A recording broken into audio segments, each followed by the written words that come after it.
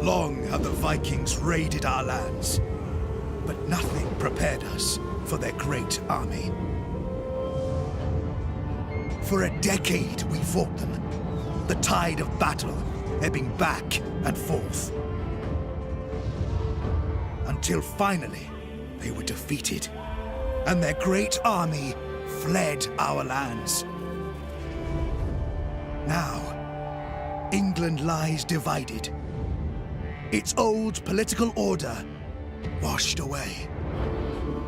Too long have we fought amongst ourselves. Now is the time to unite as England. Hello ladies and chaps, and a jolly good welcome to you. I am Baron Quertier, keen reader of history, hopeful novelist, and happy-go-lucky role player. And this is Total War Thrones of Britannia. This is the first time I've done a Total War video, so bear with me. I'm not just going to be recording for an hour and uploading an hour's video. I'm going to record, I'm going to edit out some of the boring stuff, so there might be parts of the video which skip a few turns, but I'll always keep you abreast of what's going on. I'll always explain important facts and events and that kind of thing. I'm also going to be pointing out some historical features as well, because I'm quite keen on this part of history, and I'm also going to be adding in a bit of a roleplay element. So here I am as West Seaxe, or in English West Saxons, or in what we call modern terms Wessex.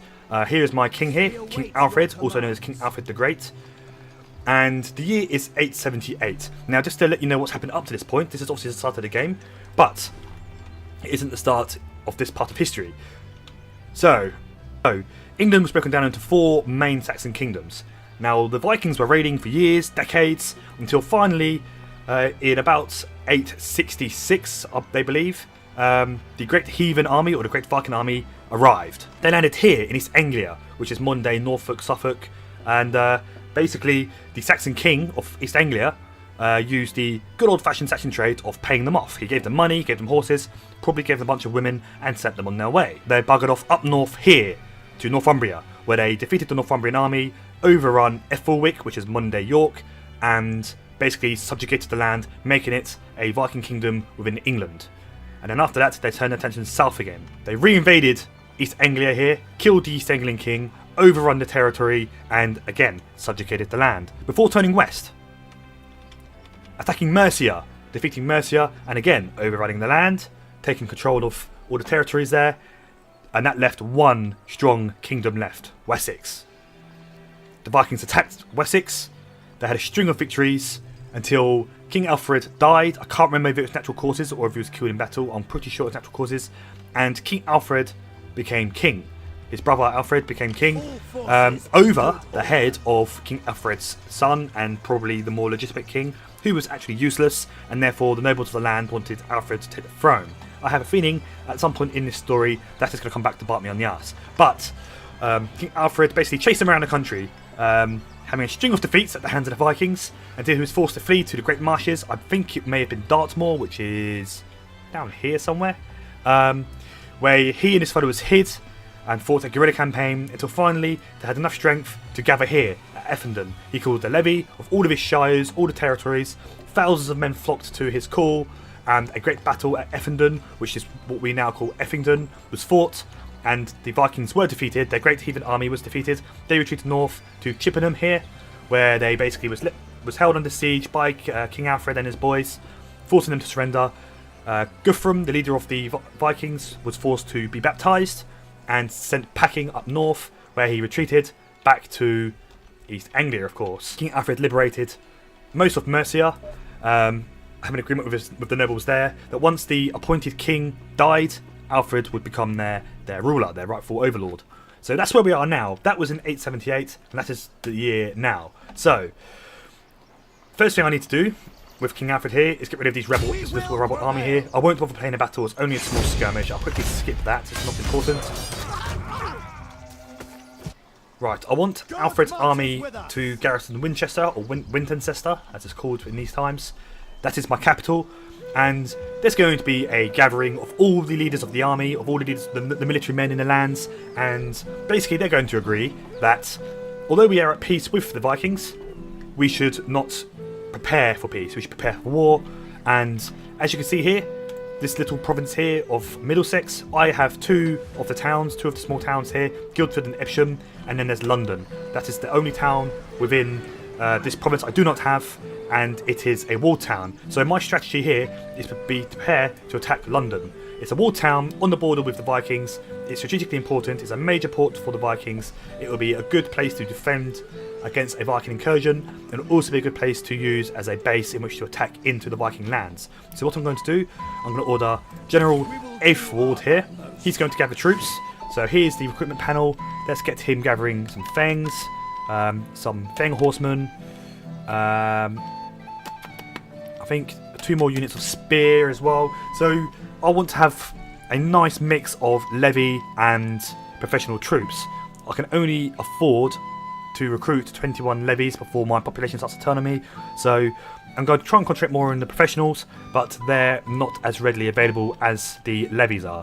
So for now, I'm going to have to concentrate more on gathering levymen. But he's got a decent sized army building up there. They're going to start marching east into Middlesex. In fact, let's have them march towards Guildford there for now, and they can gather troops along the way. As you can see in this Total War game, when you recruit troops, they don't arrive fully manned. You have to wait for them to build up, which is a nice little touch. So for the rest of my income, I'm going to build up my industry base, my towns, and so on. And if anything major happens, I'll cover it. Okay, as I said earlier, there is a gathering of the nobles of the land, and basically we've decided that it is time to attack the East Anglian kingdom of the Vikings. It goes on about King Alfred's victory that I spoke of earlier at Eddington. That is also the battle that was mentioned in that little startup video earlier as well. So the nobles are inside, they want to attack the Vikings. I forgot to mention earlier, playing as Wessex comes with some benefits. It has a number of vassals. You have Cornwall here, Devon, 2 vassals in southern Wales, and over in the east, Seaxe, which is Sussex, and Kent. Both are quite readily available with intermediate sized armies. As you can see, Sussex has an army of 10 units, Kent is building up an army of 11 units. So I'm in quite a good position here in the east if the Vikings were to attack. But I hope to attack them before they can attack me. That's my plan. Okay. It's now winter 878, so I've skipped about 2 turns really here. No. And as you can see, King Guthrum of the Vikings, the East Anglian Vikings, has led a small army south, and they're standing outside Evesham at the moment. I have no idea if they're invading or if they're just having a quick look. But they are trespassing on my territory, which is an act of war. So I now have a casus belli, so I now have good cause to go to war with them. Okay, we have some news from our scouts. Our scouts are reporting that a small raiding force from Weissing, which I think is translation for Viking, has been seen approaching Britannia from the south. We expect them to arrive within a few months. Okay, so there's a new fleet of Vikings coming, it would seem. And going to zoom to, they're approaching the east, they're approaching Kent. So they'll probably either fall on the Kent coast or maybe even on the East Anglian coast, which would be interesting because then it'll be a Viking versus Viking war. That'd be quite nice. It will distract the East Anglians and give me the chance to get the better of them, hopefully. So all I've been doing really is still building stuff, concentrating more on my core shires, for example. Hampshire here with Winchester. This is Wiltshire. I've been concentrating there as well, and also here in Somerset. I've been building up these areas. I've been concentrating on these areas more. Okay, so we now have some technologies available. That's been unlocked by building certain buildings. So let's research that. It's the only research I have available to research at the moment. So let's research that. That is arenas. King Guthrum's troops have disappeared from London, which is nice. That's left London fairly open to me. And over here in the west, a rebel army has taken control of Quertier. I'm not entirely sure what that town is called in modern times, so I'm just going to use the in-game name for it. A small rebel army has taken that from one of my vassals. I'm not going to get involved with that. That's for him to sort out. I'm not really that bothered, to be honest with you. I'm just going to continue building up. And We await your command. I'm going to get General Aethel's army. I'm going to order them to march towards Evesham. So they're at a jumping off point here. He has a fairly decent army there. Mostly levy men. I was hoping for more professionals to be available, but alas, none are. So I'm going to have to concentrate on the levies, really. Let's give them some more axemen, because they're quite handy little troops to have. And that's probably it for them. I won't give them any more, because I only have 3 units of levy available left. And I'm going to reserve them for King Alfred's army in case he needs them. There is a chance something may develop down here in the south, and he may need them troops. So then last 3 units I'm going to leave for King Alfred to have if need be. In the meantime, I'm going to continue building up my shires until I'm ready to attack. So it's now winter 879. So I've been preparing for just over a year now for my plan to attack the East Anglians. That Viking force that was arriving off the east coast, that is now nearby. It's somewhere in the fog of war, but it looks like it's falling on the East Anglian coast, which is brilliant. It's just what I want. General Aethel's troops continue to build up. I have 3 professional infantry units here, which I'm quite glad to have. The rest are levies, apart from this 1 unit of Feng horsemen here. So that's quite a tasty force there. He will be quite difficult to defeat if I can make good use of those. Other than that, not a great deal else has been going on, really. It's been building up, building up, building up. We've not missed anything. The Viking force that did land in East Anglia and was soundly defeated and destroyed by the East Anglian Vikings. So we didn't even get to see them, and I didn't really get the chance to take advantage of their coming either. So that's an opportunity lost on my part, but not a big deal really. We will still smash the Vikings. We have a good army here. Okay, so this is where we stand right now. It's autumn 818. Aethel's men are about to attack London. He has a strong army there. In the south, Alfred's forces are slowly building up as well, just in case a threat comes from the south. And I'm still able to, as you can see by all the little hammers by the towns here, I still have a lot of resources left to build up my towns and so on. So I've been doing that as I've been going along. Keep them building up, keep the industry coming in, the income coming. Right, it's now time to attack. So General Aethel, if you could please march your chaps north and lay siege to London in preparation for an assault. I'll be ever so grateful. Thank you, old chap. Good luck. So here we go, we're declaring war on East Angles now. They are not alone, they do actually have an ally here. They're Grantebrew, I believe that's pronounced. Yes, so all my vassals are probably going to join me in the fight. None of them really like the Vikings, so that's nice. Let's declare war and have done with it. So all of my vassals have agreed to join me. None of them have reneged on their duties. So we're laying siege. Let's build up some siege equipment, ready to attack on the next turn. Because obviously, the next turn will be winter. I don't really want to have my army standing outside a city under siege during the winter. I want them getting inside the walls. Right, on the front here at London, as you can see, Gunnar, General Gunnar of the East Anglians, he has arrived outside London with a fairly decent sized army. It could cause me some problems in fact. So I'm going to assault. Obviously they're there to reinforce, and as you can see, they have a decent army, much the same as my own in fact. Going to carry out a night attack. This will stop Gunnar and his chaps from taking part in the battle. As you can see by the balance of power here, it's strongly in my favour. I don't really pay much attention to that, but in this case it's a good point to what to expect. Okay, so here's how I've set up my boys. Over here on the left I have Levy Axe Infantry. They're in the tower here. Their objective, they're going to hit the wall, just defeat any troops that might be opposing them, and then they're going to take this tower here. They're going to come out from this tower, take this tower, because this tower can actually shoot quite long range. This will be able to shoot my army as they approach. So they're going to engage that tower.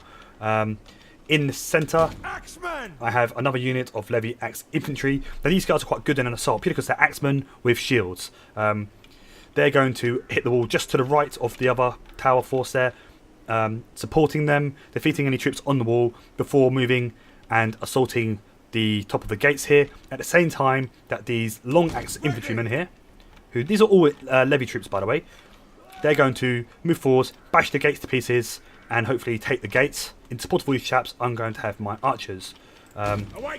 In reserve are my spearmen here. Hopefully they're not going to be used. I don't really want them to be used.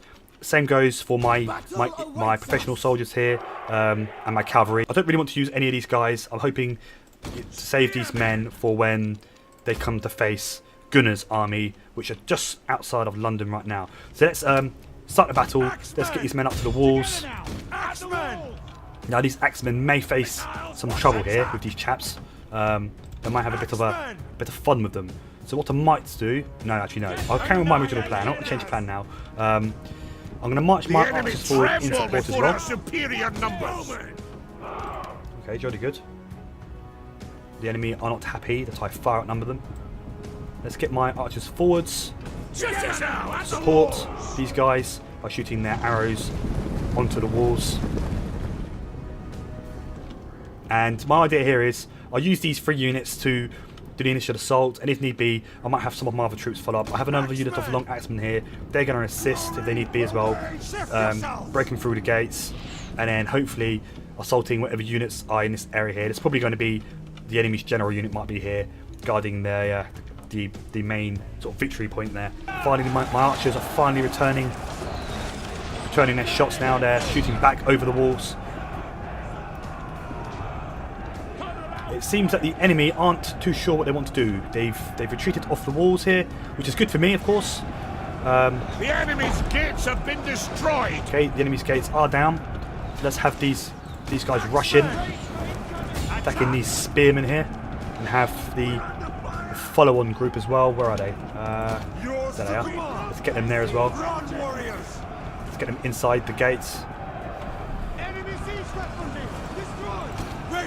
Right, so my levy axe infantry are doing their job here. They're doing a good job there. So let's have these ones move along here to take the tower here to stop them shooting at our men. Okay. Just in case they're needed, I'm going to march 2 units of levy spearmen forwards. Just in case. Have them march slowly forwards. Hopefully they won't be needed.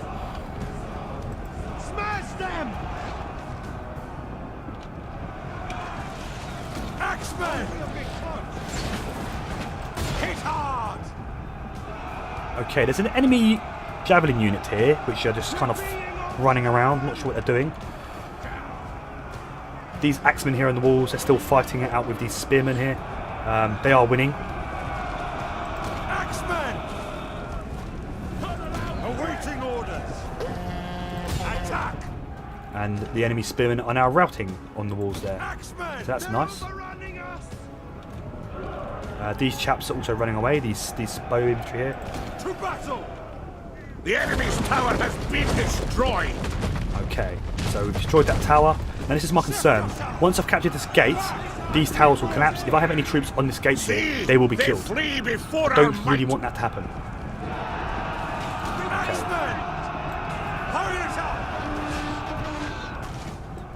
Spearmen! Faster under fire! Axemen!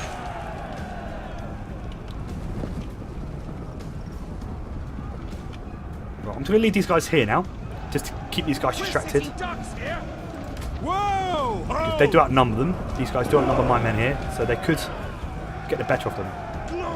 I don't seem to know what they want to do. They're running backwards and forwards, tiring themselves out. Let's just charge them. Just have my axemen charge them there. Axemen! Axemen! Show no fear! Show no fear! Axemen! Ready for war! And I'm also getting my other levy axemen here. They're going to assault the gate tops here. Get rid of these spearmen. How much are here doing? Okay, it's a bit even there, but hopefully these axemen coming up behind. Oh, hang on, no, they don't know what they want to do. They're running away again. Right, that's good. They're losing men. They're being attacked in the rear now, so that might actually cause them to rout. All right. They flee before and now they've broken as well. Excellent. Okay, let's have these guys form up here on this little crossroad. Quick marksman! Ready for the final assault on the centre of the town. I've not done this as well as I wanted to be honest with you. I didn't think it would be as difficult as this, but that is the nature of war, I suppose. Alright, so they've broken as well. They're routing. So let's get these axemen down here off the tower, because once this gate gets captured, it will collapse, and I don't want them to be caught in the rubble. Our men have turned tail and run, the cowards! Oh, they're running away now. Okay, I'm gonna have to get my spearmen in here instead.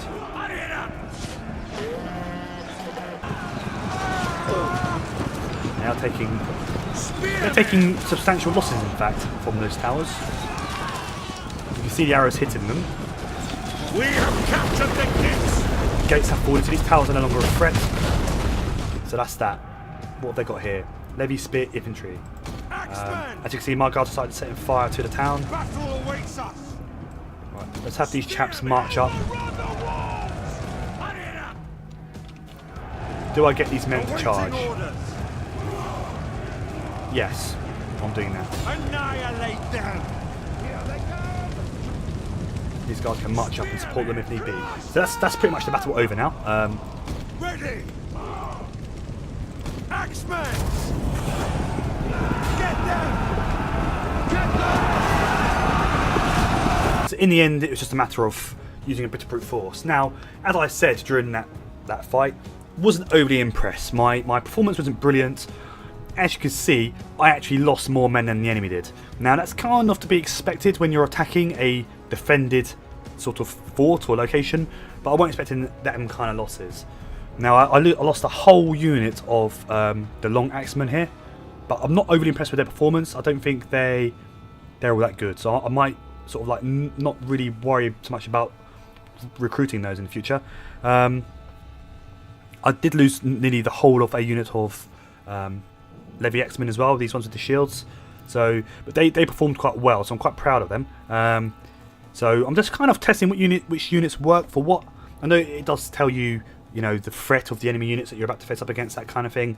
But I'm still learning what unit works better for what. And I assume that the X-Men would do good in assaulting, particularly assaulting defended troops with shields and so on. But these long, they're just too vulnerable to archers. They've got no shields. So they're a bit vulnerable in an assault on a city, it seems. In a field army, in a battle in the field, they might do better.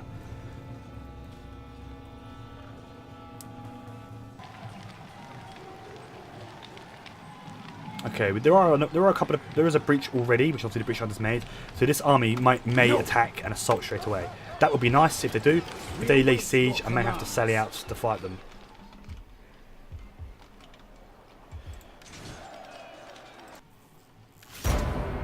Okay, so as you can see, London has been besieged. It's not good. It's not what I wanted. I was hoping they'd attack, but they haven't.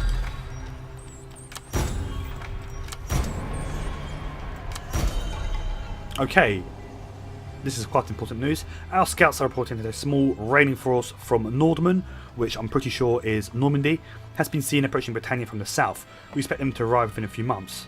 Let's have a look where they are. Yes, almost certainly coming up from Normandy. Judging by the direction they're pointing now, they may land on the Sussex coast, but I suspect they're going to attack me. I've got a feeling they're going to come perhaps round the eastern coast of the Isle of Wight here, maybe attack Southampton. Okay, so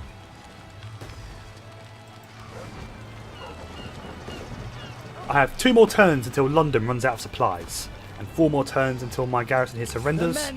As you can see, they're no longer building up their troop numbers because they're under siege. However, by no means.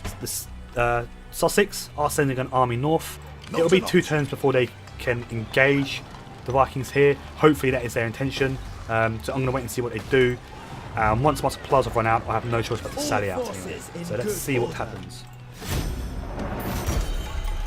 Okay, a Witan has been called. A Witan is basically a parliament, an ancient style of parliament. So it's an early form of democracy. Okay, so here's basically what's happened in the Witan. Rumours of muttering amongst the peasantry reach your ears. You summon the Witan to consider what might be done to head off Future unrest. Your noble advisors come up with a number of possible courses of action to keep the people healthy, wealthy, and happy, though not necessarily all three at once. So what should I do? Hold a feast. That will take 2,000 gold from my my treasury, but gives me +3 public order in all provinces. This one here, cancel the party, will do the exact opposite. It will give me +2,000, but will be negative on public order. I can focus on farming, so +12 wealth from all areas, but -12 on the church, and be neighbourly, which is the opposite. So I'm thinking, okay, the Norman army. Let's do let's see. As you can see, it's coming to the west coast of the Isle of Wight, so it might actually attack Wareham here. That's not good if it does, because King Alfred's army is here and won't be able to reach there straight away. But it may still sail up here to Southampton. That's what I hope it does. But I can't move King Alfred's army until I know where that fleet is going to go. But in the meantime, if I get Alfred to recruit some more soldiers, let's give him some more Saxon warriors there, and another unit of scout horse. So I have 4 more fieldsman units to recruit before my public order starts to be affected. And over here at London, Gunnar broke off the siege for whatever reason. He's now raiding here, affecting my public order. But the South Saxons, the Sussex Kingdom here, they're still moving up to help. I'm just tossing up whether or not to attack him now. I do have the advantage in numbers, but not by a great deal. He had some fairly solid units there. I'll give it one more turn or two, see what happens next. See if Sussex attacks. Sussex may attack him, in which case I'll come in support of the South Saxons there. Okay, some developments have happened. The Viking army that was raiding in my lands here, they have now gone. They've marched north. The East Anglian army, the East Anglian Vikings, did offer me peace. I turned it down purely because they are my enemy. But then they marched north, and Sussex troops here, they're kind of marching north following them. So that's good. That's good news. It has returned public order in Middlesex to only -1 rather than -6. The Norman fleet have sailed westwards. I'm not entirely sure where they're heading to. They may be even planning on attacking Devon here, or they might come up through Bridgeport. Again, I'm just going to have to wait to react to whatever they do. So let's get back to dealing with orders of state here. I still have some disloyal people. I'm not sure why my people are being disloyal to me. A little bit annoying, actually. Rather worryingly, there is a rebel army that has appeared here at Buckingham, which is just north of what I believe is meant to be Dorchester, although if my geography serves me right, Dorchester is actually a town down here. I don't know if that is Dorchester or not. Judging by the name, I'll say it is. But yes, I may have to create a third force to defend my northern flank here, just in case, because I've got Alfred here in the south, I've got Aethelwald here in the east, nothing much in the north. So talking of Alfred, I may have him start marching west, just in case this Norman force here does decide to get a bit fruity over here on this side of the kingdom. And other than that, there's not a lot happening. I am contemplating whether to continue my campaign further into the East Anglian territories here. I'm thinking Essex here, East Saxe, might be a fairly decent sort of area to attack. As you can see, it has a number of settlements. Okay, I am almost certainly now going to have to prepare a force in the north, a small force, purely because this Viking army here under Gunnar is now marching westwards into this sort of rebel territory here, which is just north of undefended lands. So I'm almost certainly now going to have to start building up a force here in the north. So I'm going to get onto that now. Let's have a look. Aethelhelm, you'll do. Let's have him We await your commands. form up there and start to recruit some soldiers.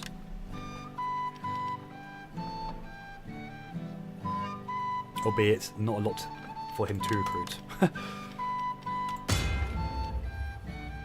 at the moment.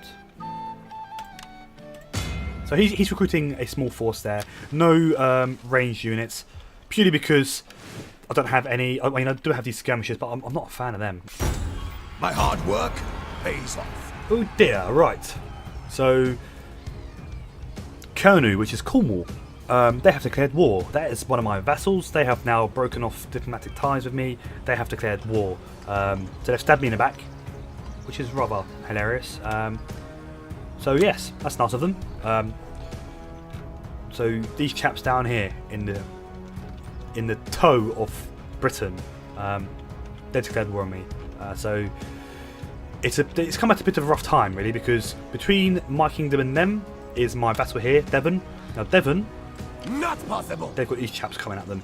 This is the Norman fleet. They appear to be preparing to attack Exeter, which is the capital of Devon here. They only have a small army with which to fight them, so I'm going to have to continue to march Alfred's troops down to the southwest for two reasons now. One, to get rid of these Normans, and two, I'm going to overrun the southwest here of Cornwall. So that is going to be one of my new strategies. So let's have King Alfred move to what I believe is meant to be Bristol here, where modern day Bristol is. Let's have him go there. Up north, the Viking East Anglians, they are again marching closer to Buckingham. It's quite likely they're going to take Buckingham. They've just taken Bedford. Now this is interesting to me purely because in real life I live probably here, or maybe where this forest is. And these days we call this place Bedford, named after a Saxon lord in the area, Beda, and the town that he founded fords the River Ouse. So it was Bedford, and now we just call it Bedford. So that's a little bit of history for that little town there. But as you can see, it's fallen to the Vikings. This was actually the main border town between Danelaw, which is the Viking-held territories in the north and eastern England, and the Anglo-Saxon kingdom down here of Mercia and Wessex. So kind of want to get that back, really. I don't want that left under Viking rule, but at the moment I don't really want to move too much. As you can see, the Sussex army here, they are now pushing into East Anglia, so I might let them crack on with that, and I might use Athel's army here to attack these undefended lands here, really. St Albans, for example. It will be. So let's get straight and occupy that. Yes. Hopefully it will cause the Vikings to turn about and come back. Okay, it's getting a bit confusing now. As you can see, a rebel army has sprung up here in Essex. That has just fallen to this Sussex army here. They're going to now have to deal with this little problem here.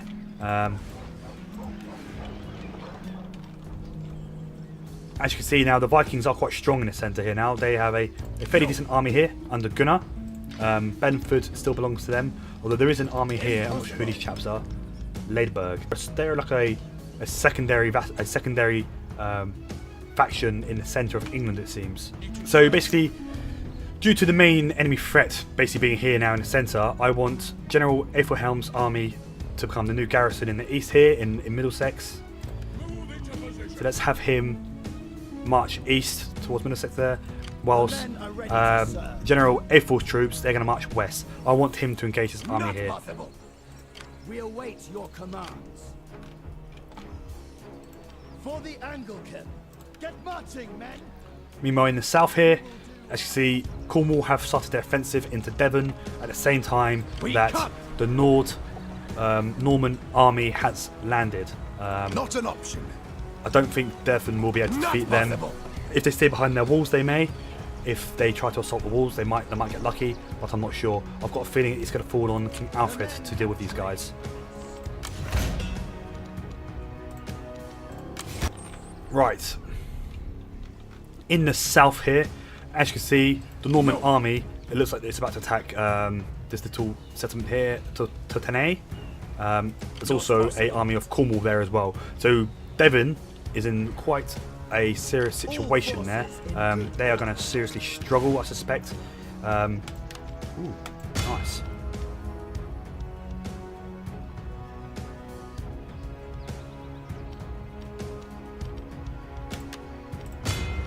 So I'm building up King Alfred's army here at a Felingate, which I'm pretty sure is modern day Bristol. So they're doing that. They're building up their troops there and all that good stuff. We await your commands. Ready and eager. Aethelwald is still chasing Gunnar here, but he's now passed into another sort of another kingdom here. I don't really want to piss these guys off by marching into their land. So what I'm going to do, I'm going to take Buckingham, occupy Buckingham, and General Aethelwald can remain there for now. So as it stands, it looks like there's about to be a rather large confrontation down here in the southwest. King Alfred will be marching down probably in the next video to attack both these armies. And hopefully reacquire Cornwall here. I'm probably going to have to subjugate it and actually rule it myself rather than have it as a vassal. It's quite likely that Devon will fall, or at least most of Devon. They may be able to hold on to Exeter, but King Alfred is just building up troops. He will be on the move soon. A medium-sized army to combat these in turn. Hopefully they might end up fighting each other too, so you never know. In the centre, in the north here, as you can see, General Aethelwald, he's now halted at Buckingham. Gunnar's army is marching northwards. He's moved into another territory here. I don't really want to follow him because I don't want to make an enemy of these chaps here. These middle angles here. In the east, I have General Aethelhelm. He's going to be the new garrison of London. Quite important because London is vulnerable to attack from the sea. And from the east angles here. Sussex is doing its own thing. They're taking territories but losing them at the same time thanks to these rebels here. But they are attacking undefended lands here in East Anglia. But they probably will get stomped outside of Colchester here. So that will be interesting to see what happens next with those guys. But that's it really. I will be back doing another one very soon hopefully. I have to go to work right now. I've left it far too late. So thank you all very, very much for watching. I really hope you enjoyed the video. If you did, please do leave a like. Please leave a comment telling me what you think, telling me what you'd do differently. And don't forget to subscribe to see more. I do hopefully plan on doing more. And don't forget to follow links to my Twitter and my Discord and so on. I will be accepting duel requests or challenges or whatever. So throw them out to me as well. And we can hook up for a nice, jolly good scrap. So once again, thank you for watching. I am the Baron Quertier. I hope you have a very nice day. I hope to see you all again very, very soon. Thank you and goodbye.